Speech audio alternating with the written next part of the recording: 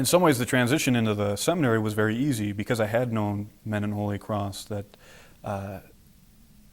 many of the priests that I would come across in formation were priests that had been deacons or priests at my home parish growing up. And so there were a lot of faces and people that I knew and was familiar with. And so it was very easy there. The tough thing was to actually ask the question of, do I belong here? Am I called to this ministry?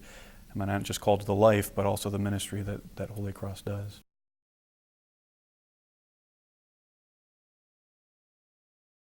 What I found was a community that would support me and give me direction and help give meaning to who I am and what I'm doing. That when I was working after college, I was doing my job, but then coming home and doing this or that, but I didn't find meaning in what I was doing, or I was just maintaining a lifestyle. I wasn't actually going anywhere.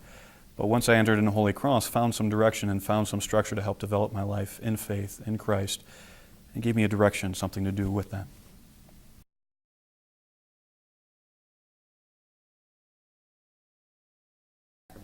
I didn't expect to find as much grace in the sacrament of reconciliation as I did.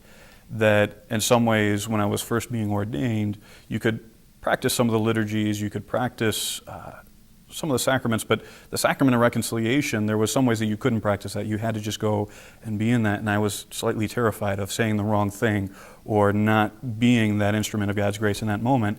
And since then, it's become one of my favorite sacraments to be the instrument of God's grace.